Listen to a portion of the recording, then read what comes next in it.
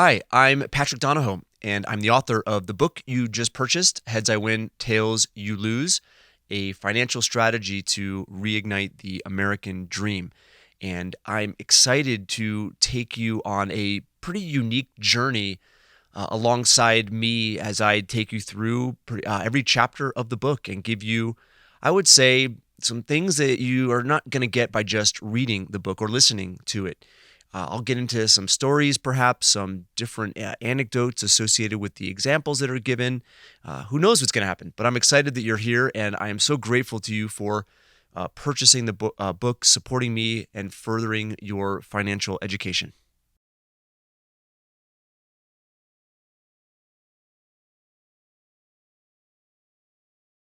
What I thought I'd do first is talk about the book writing process. It was really interesting, and I had a great time doing it. It was much more challenging than I thought, and I have so much respect now, so much more respect for those that have written more than one book or even one book. So let me give you some details on how it all kind of came to be.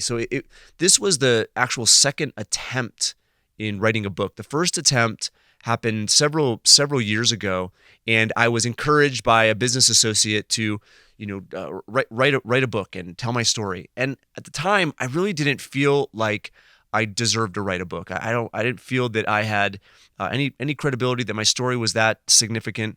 And but I actually still pursued it. So I paid money and had a ghostwriting company interview me and try to essentially come up with what the book would be about and some interesting details.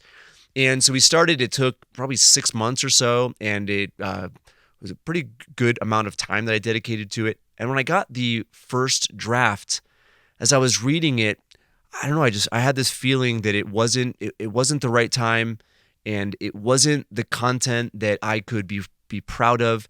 And so, to the frustration of several people, I decided to shelve the book. At the same time, I realized that it's really important for me to finish something that I start, and it was haunting me, this idea that I had spent all this time, some money as well, and not followed through. And so it kept in the bugging me in the back of my mind. So the event that really got me to recommit was when I was coming back from a trip to the East Coast. So my parents live on Cape Cod, which is the little arm on the East Coast of Massachusetts, and I grew up in that area, and we go there every summer. It's become a family tradition. And there's only one summer I missed, which was 2009, and you'll read about that in the book shortly. But I this particular year, my son was 1 year old, so it's 2015, and my older daughters and I were all on the plane, my wife as well, and we were flying back. So we weren't going to Cape Cod, but we were flying back, and the plane that we were on, and we had been on this flight so many times, but the plane that we were on was an Airbus A320, and what we learned after the ordeal that you're about to hear about, it was that there's limited radar on these planes, and so these planes relied heavily on air traffic control to help navigate them through weather. And so on the border of Nebraska and Colorado, the air traffic control directed the pilot to fly through this gap between two storms, pretty significant thunderstorms, and so he did. At the same time, the storms converged, and so the plane hit this massive storm, and it was an experience unlike anything I have had in the past. The noise, you could feel the physical pounding of the hail on the plane, and the pilot took evasive action, and obviously he wasn't doing a play-by-play communication of what was going on, but he dove over 10,000 feet within just less than a minute, few seconds, and it was an experience where I was with my family. I was sitting next to my wife. My son was on my lap. My daughters were actually sitting in the two seats in front of me. And it was a time when I, basically came to the conclusion that I was going to die. And and so did my wife. So did my girls. We said some prayers, and we thought that was it. There was stuff like flying everywhere. When the plane was diving, it just everybody started freaking out. And luckily, these pilots are so well trained. My next door neighbor has been a Delta pilot for a really long time, and so he, came to our house the day after this all happened, and kind of set our mind at ease as far as the strength of these planes as well as the training of the pilots. But nonetheless, the experience and those thoughts and what I had realized about just my legacy and what I would leave behind.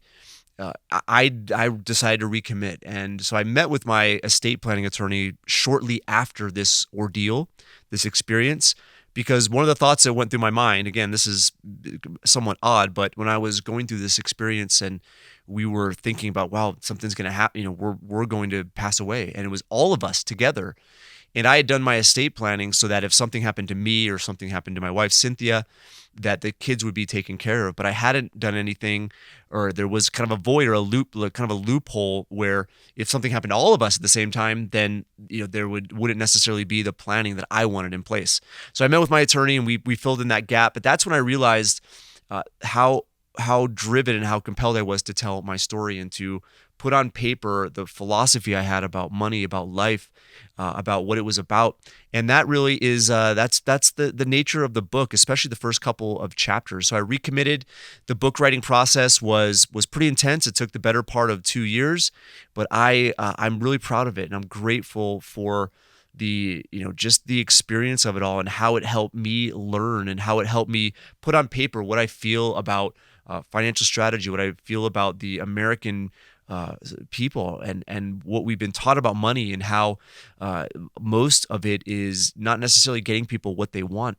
And so it was a great experience. I'm excited for you guys to learn about how you can improve your financial life and your life in general. So yeah, that's more or less the idea behind how the book was written and how it came to be. So let's now move on to the forward.